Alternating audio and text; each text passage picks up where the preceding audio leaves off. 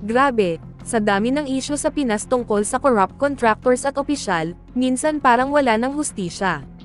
Pero teka, sa ibang bansa, may mga lider na hindi nakaligtas sa galit ng taong bayan. Tara, kilalanin natin ang mga tiwaling opisyal na literal na pinabagsak ng mga tao mismo. Cirilo Fernando Robles Calumamani. Si Cirilo Fernando Robles Calumamani ay dating alkalde ng lalawigan ng El Collao sa Ilab, rehiyon ng Puno Pero. Nahalal siya noong 2003 ngunit naharap agad sa matinding tensyon at galit ng mga mamamayan dahil sa mga alegasyon ng kapabayaan at katiwalian. Noong April 2, 2004, iniwan niya ang Ilab matapos mabaygo ang kanyang pagtatangkang magsumite ng ulat sa munisipyo at tumira pansamantala sa lungsod ng Puno. Gayunman, bumalik siya noong April 26, 2004 upang pangunahan ang isang sesyon ng konseho sa kabila ng mga bantang natatanggap sa kanyang buhay. Sa mismong araw na iyon, sinalakay ng isang nagngangalit na mob ang kanyang tahanan, hinayla siya palabas, binugbog, at pinarada sa Plaza de Armas.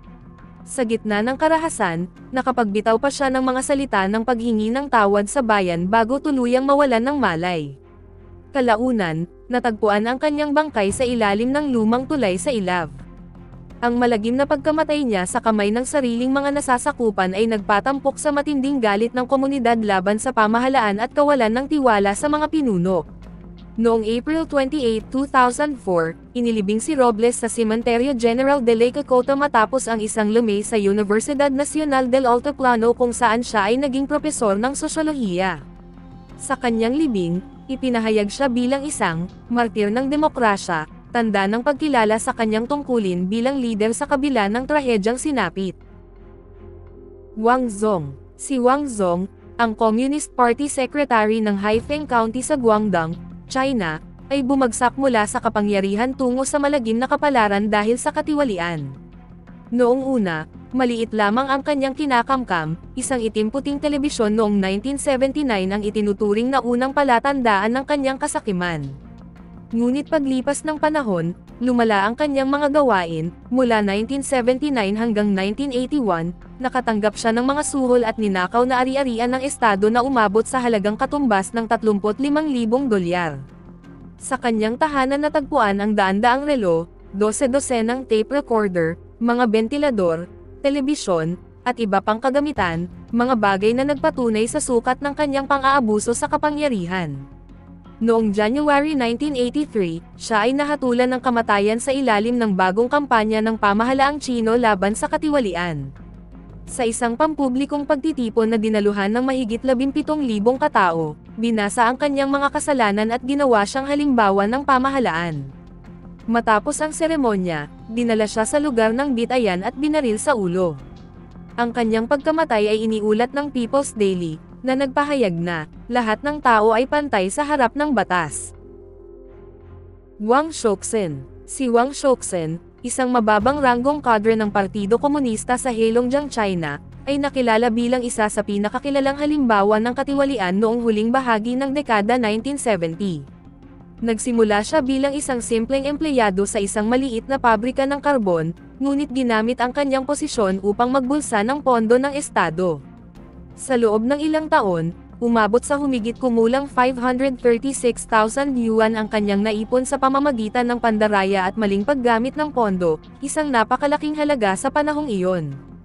Ang kanyang kasakiman ay lumitaw sa panahon kung kailan nagsisimula pa lamang buksan ng China ang ekonomiya nito sa ilalim ng mga reforma ni Deng Xiaoping. Ang kanyang pangalan ay naging tanyag sa buong bansa ng ilathala ng mamamahayag na si Liu Binyan ang artikulong, People or Monsters. Noong 1979, na naglantad sa mga katiwaliang ginawa ni Wang. Ang imbestigasyon at mga ebidensyang nakalap laban sa kanya ay nagdulot ng matinding pagkabigla at galit ng publiko, na nagudyok sa pamahalaan na ipakita ang kanilang mahigpit na paninindigan laban sa korupsyon. Sa paglilitis, napatunayang nagkasala si Wang at hinatulan ng kamatayan. Noong 1980, isinagawa ang kanyang pagbitay sa pamamagitan ng firing squad. Isang litrato ng kanyang huling sandali, nakapiring, nakaluhod, at ilang segundo bago barilin, ang kumalat at nagsilbing matinding paalala sa lipunan. Para sa pamahalaan, ang kanyang kamatayan ay hindi lamang parusa sa isang individual, kundi isang pampublikong halimbawa na walang sinuman, gaano man kababa ang ranggo, ang ligtas kapag sangkot sa katiwalian. Hanggang ngayon, nananatili ang alaala ni Wang Shouxen bilang simbolo ng parehong kasakiman. Chang Song-thaek. Si Chang Song-thaek, tiyuhin ni Kim Jong-un, ay minsang itinuturing na pangalawa sa pinakamakapangyarihan sa North Korea. Sa mga unang taon ng pamumuno ni Kim Jong-un matapos ang pagkamatay ng kanyang ama noong 2011, si Chang ang nagsilbing tagapayo, tagapamagitan, at tagapagtipon sa maraming mahahalagang desisyon ng Estado.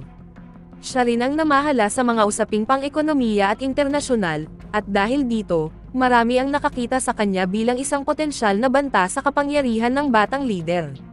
Noong December 2013, nagbago ang lahat.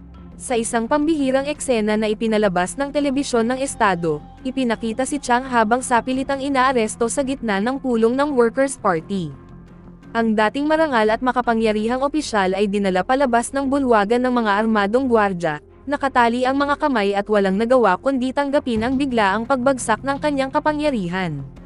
Sa mga sumunod na araw, sunod-sunod na pahayag ang inilabas ng Korean Central News Agency o KCNA, kung saan siya ay inakusahan ng katiwalian, sugal, pambababae, pagbebenta ng yaman ng bansa, at higit sa lahat, ng pagtatangkang bumuo ng sariling paksayon upang pabagsakin ang pamumuno ni Kim Jong-un.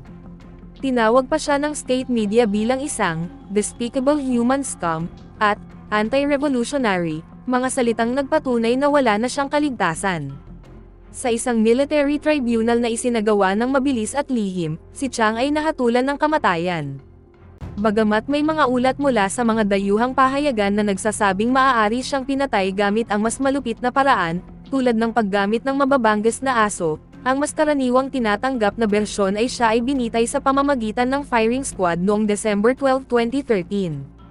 Ang pagbitay ay agarang ipinatupad, ilang oras lamang matapos ang paglilitis, tanda ng matinding determinasyon ni Kim Jong-un na ipakita ang kanyang kapangyarihan. Ang kamatayan ni Chang Song-thaek ay naghatid ng malakas na dagandong hindi lamang sa loob ng North Korea kundi maging sa buong mundo.